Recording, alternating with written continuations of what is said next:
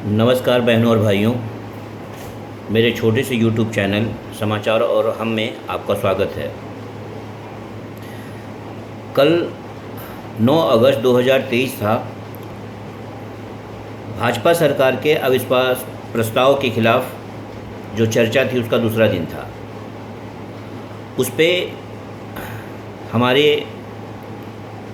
Evergreen नेता, युवा नेता 55 साल के और सदा मनोरंजक और सदा खुश दिल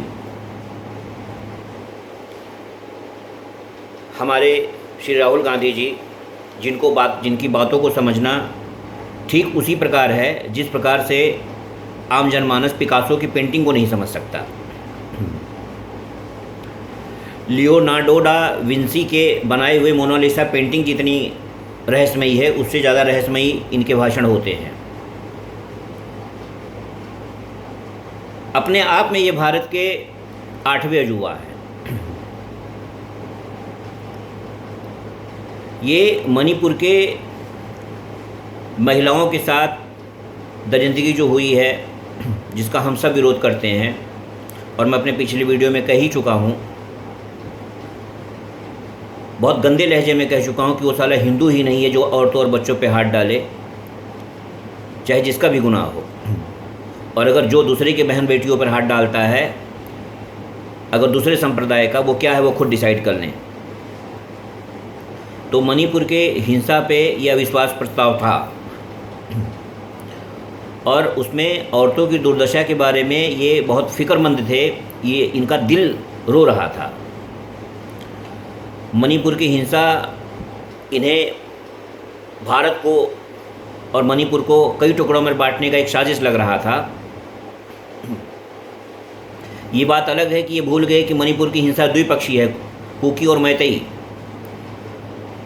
और शुरुआत कुकी ने की है। ये बात सब जानते हैं। मेरे घर में 2 आदमी घुसे तो उस वक्त मुझे गांधी जी की फ़ोटो कलेजे पे लगा के इंकलाब जिंदाबाद का नारा लगाना चाहिए कि अपनी रक्षा करनी चाहिए। तो मोहल्लों की रक्षाओं में जब एक संप्रदाय को, एक विपक्ष को, एक पार्टी को जब खुली छूट दे दी जाती है मोहल्ले मोहल्ले जलाने के लिए, और दूसरी पार्टी जब असहाय होकर देखते रहती है, तो अपनी बहन बेटी, अपनी ज़मीन जायदाद, अपना घर का मोह सबको होता है, अपनी जान से ज़्यादा होता है, अपनी जान से ज़्यादा, समझ लीजिए। तब करो या मरो की स्थिति होती है। इसका उत्तरदायी हर वो सरकार होती है जो समय पर कार्रवाई नहीं करती है, और बीजेपी सरकार इसकी दोषी है। वरना मैतेई समाज के गोडाउन पे गोडाउन, बाजार पे बाजार, मोहल्ले मोहल्ले नहीं जलाए जाते।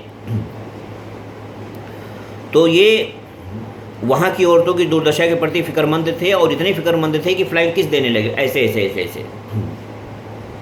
मैंने कहा ना कि 8वें अजूबा है। सारी सरकार ये बीजेपी की सरकार से प्रश्न पूछ रहे थे सारे कांग्रेसी, सारे विरोधी नेता, सारे कम्युनिस्ट नेता, कि ये मणिपुर में खामोश थे। एक ने भी नहीं बोला कि पश्चिम बंगाल में मई 2021 में और यही 13 जुलाई 2023 में जो हुआ उसका भयानक विरोध करते हैं। वो इंसानियत के ऊपर कलंक था, और सरकार उसके लिए भी जवाबदार है, और सरकार उसका भी जवाब दे। और मैं मानता हूं कि बीजेपी सरकार बंगाल में हुए हर नरसंहार के लिए उतना ही उत्तरदायी है जितनी वहां की हत्यारी सरकार।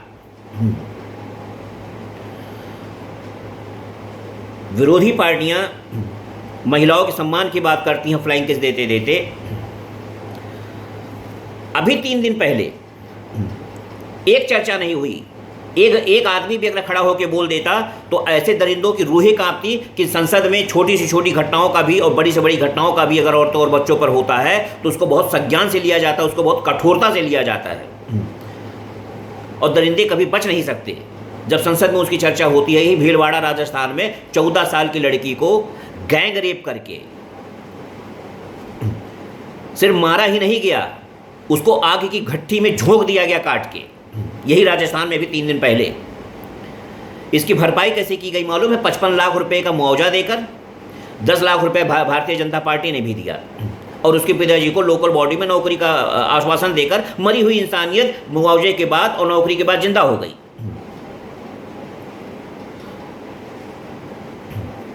फिर एक समूह आएगा, किसी बच्ची को उठाएगा, उसको रौंद देगा, रौंदने के बाद उसका जितना मनाएगा, चाहे ब्लेड से, चाहे चाकू से, चाहे जितना टुकड़ा करेगा, कोई फर्क नहीं पड़ता है। याद करो कांग्रेसियों, मैं भीलवाड़ा राजस्थान की बात कर रहा हूँ, मैं मणिपुर की भी चर्चा पहले कर चुका हूँ, उसके लिए भी धिक्कार चुका हूँ।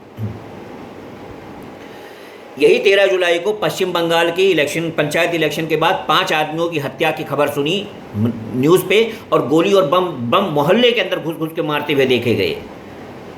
और मई 2021 में विधानसभा चुनाव के बाद कैसे चीख पुकार मची थी, कैसे कैसे लोग रो रहे थे अपने अपने घरों में, और कैसे मोहल्ले साफ किए जा रहे थे, ये टीवी पे सबने देखा। ये आधुनिक युग है, ये 1990 का कश्मीर नहीं है, इसमें सब कुछ दिखाई देता है, जनता चूतिया नहीं है। तो ये है इनके महिला बचाओ अभियान की सच्चाई, ये है इनकी संवेदनशीलता, और ये है इनका ढकोसला। और सुनिए, एक पत्रकार है माननीय रवीश कुमार, बीजेपी से जब भी हम कुछ भी पूछते हैं तो वो इतिहास में चले जाती है बहुत पहले। ए रवीश कुमार, मई की घटना भी तो ऐतिहासिक है, तो आज अगस्त में और जुलाई में उसका सारंगी बजा रहे हो क्या? कल की बात करो ना, आज की बात करो ना, मई की क्यों बात कर रहे हो? ये भी तो इतिहास हो गया, ये भी तो 2 महीना पुराना हो गया। समय गुजरने के साथ पाप मिट जाते हैं क्या? तब आज को रावण का पुतला जलाते हो। महाभारत में दुर्योधन की गाथा और द्रौपदी के चीरहरण की कथा आज को सुनाते हो। अगर आज भी रावण का पाप जिंदा है, अगर आज भी दुर्योधन और धृतराष्ट्र का पाप जिंदा है, तो 1947 महाभारत और रामायण के बहुत पहले है, बहुत बाद में आया है। उतना ऐतिहासिक, उतना प्राचीन तो है ही नहीं।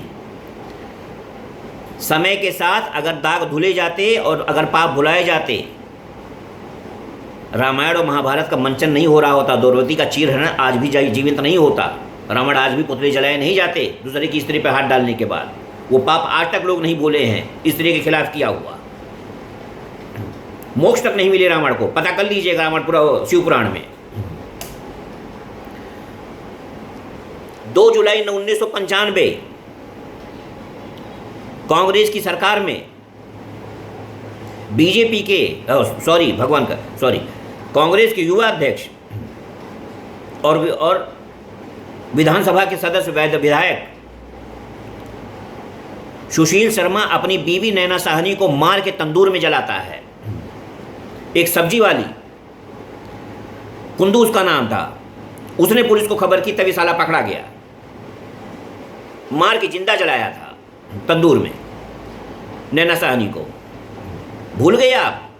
और पीछे जाता हूँ, भीलवाड़ा तो अभी 3 दिन पहले का, और पीछे जाता हूँ। स्नेहलता रेड्डी का नाम याद है राहुल जी? वो स्नेहलता रेड्डी जो कन्नड़ अभिनेत्री थी, बड़ौदा बम ब्लास्ट के, जिसमें चार्जशीट में भी जिसका नाम नहीं था, जॉर्ज फर्नांडिस का नाम था और 24 और आदमियों का नाम था। जब 25 जून 1975 को इंदिरा गांधी जी ने इलाहाबाद हाई कोर्ट में जब अपना केस हारती हैं राजनारायण के खिलाफ, और उनको बरेली के चुनाव चुने जाने पर अवैध घोषित कर दिया जाता है सरकारी मशीनरी के दुरुपयोग पे।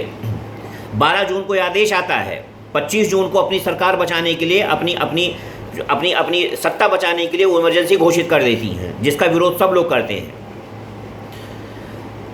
बड़ौदा में बम ब्लास्ट होता है, जॉर्ज फर्नांडिस चार्जशीटेड रहते हैं और 24 लोग और चार्जशीटेड रहते हैं, जिसमें स्नेहलता रेड्डी का नाम नहीं था। वो सिर्फ जॉर्ज फर्नांडिस की मित्र थी, उनको जानती थी। 2 मई 1976 को उनको भी उठा लिया जाता है। अस्थमा की पेशेंट थी, लंग पे इन्फेक्शन, उनको जेल में हुआ, बेंगलोर सेंट्रल जेल में रखा जाता है। 8 महीने तक उनको कोई भी ट्रायल नहीं दिया जाता है, किसी भी कोर्ट में हाजिर नहीं किया जाता है। मधु दंडवते जो वही बेंगलोर सेंट्रल जेल में इमरजेंसी में थे, उन्होंने कई बार बयान दिया है, अटल बिहारी वाजपेयी ने कई बार बयान दिया है कि आधी रात तक वो चीखती थी, अस्थमा की पेशेंट थी, उसको सॉलिटरी कन्फाइनमेंट में रखा गया था। रात भर उसकी चीखें निकलती थी। पेशाब घर के नाम पे, लैट्रिन के नाम पे एक छोटा सा छेद दिया गया था। हालत ये हो गई भाइयों बहनों कि 15 जनवरी 1977 को उसको छोड़ा गया और 20 जनवरी 1977 को वो मर गई, कीड़े की मौत मर गई।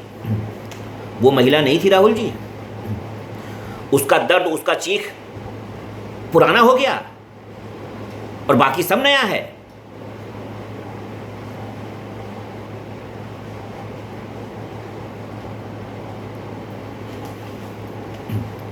नॉर्थ ईस्टर्न स्टेट में इसी बीजेपी गवर्नमेंट ने क्या किया है वो तो मैंने पिछले वीडियो में गिरा दिया।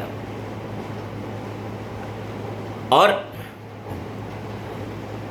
अडानी और अंबानी के अलावा तो रावण कुंभकर्ण हो गए अडानी और अंबानी, और मोदी रावण हो गए।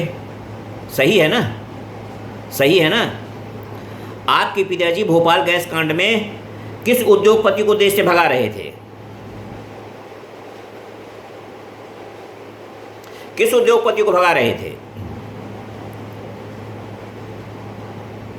अडानी, रावण और कुंभकर्ण और मेघनाथ होते तो इसी राजस्थान गवर्नमेंट ने 10,000 का कॉन्ट्रैक्ट उनसे कैसे साइन कर लिया गहलोत सरकार ने। आपके बाकी राज्यों में जो है अडानी और अंबानी क्या कर रहे हैं? आपको अडानी और अंबानी पे चोट, आपको अंबानी और अडानी से चिढ़ नहीं है, आपको चिढ़ है भारत की बढ़ती हुई अर्थव्यवस्था से। इनके द्वारा चीनी कंपनियों को दिए जाने वाली चुनौती से, चाहे वो 5G का नेटवर्क हो और चाहे सेलुलर टेक्नोलॉजी हो, चाहे FMCG हो, चाहे कोई भी हो, चाहे इलेक्ट्रॉनिक आइटम हो, चाहे वो सर्विस इंडस्ट्री हो, आपको दर्द उससे है, आप लोगों को दर्द उससे है। आप लोग भारत की अर्थव्यवस्था की रीढ़ तोड़ना चाहते हैं। अपने कुछ चमचे और अपने कुछ दलाल जो है वो उद्योगपतियों के अपने साथ में रख के और उनके जो है छछंद के द्वारा, उनके छल कपट के द्वारा, ये किसी से छिपा हुआ नहीं है कि कौन कौन से उद्योगपति आपके दरबार में हाजिरी करने जाते थे।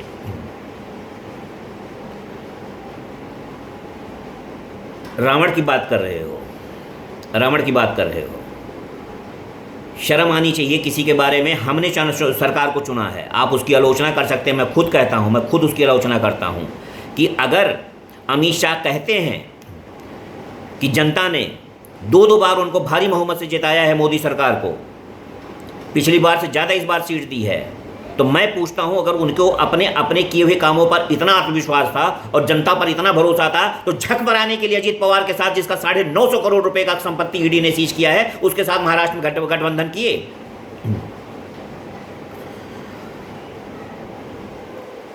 पाप आपके भी गिने जाएंगे, अपराध आपके भी गिने जाएंगे। जिस अपराधी को आपने अपने अंदर शामिल किया है वहां का दंड आपको मिलेगा। आपने महाराष्ट्र की दशा ठीक वैसी ही कर दी है जैसे नीतीश कुमार को भाव दे देकर बिहार में बीजेपी की दशा कर दी है। आप लोगों की एक गलती की वजह से गोवा भी जा रहा था, लेकिन ये तो अच्छा कहो कि मंत्रिमंडल से निकाल के आप लोगों ने मनोहर पर्रिकर को वहाँ भेजा और गोवा बचा। महाराष्ट्र में देवेंद्र फडणवीस के सारे मेहनत पे आप लोग पानी फेर रहे हो, सारे मेहनत पे, इतना ध्यान रखो।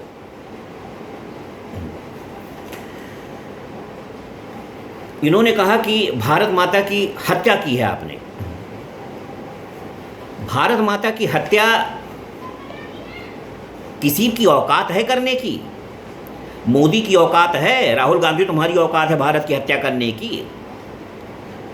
भारत माँ के टुकड़े करने पर तो एक महात्मा को तो लोगों ने ख़त्म ही कर दिया, बर्दाश्त नहीं किया। एक महात्मा को तो लोग भुलाए, उसकी जिम्मेदारी को तो लोग भुला ही नहीं पाए। तुम तो भी बच्चे हो। ये धरती वीर सपूत पैदा करती है। कोई कितना भी शक्तिशाली, कोई कितना भी स्वयंभू महात्मा हो जाए, अगर इस संस्कृति के खिलाफ जाएगा, इस संस्कृति को दागी बनाने की कोशिश करेगा, पाखंड के नाम पे, ब्रह्मचर्य के नाम पे, संन्यास के नाम पे, नंगी औरतों के साथ सोएगा, दूसरे की औरतों को गंदा करेगा, यहाँ की संस्कृति को मलिन करेगा, बहन बेटी की शर्म से, मर्यादा से खेलेगा, तो उसको इस धरती के वीर सपूत, इस धरती की माटी माफ़ नहीं करती, चाहे वो कितना भी बड़ा आदमी क्यों ना हो। ये सपूत पैदा करती है, बाप नहीं, इतना ध्यान देना।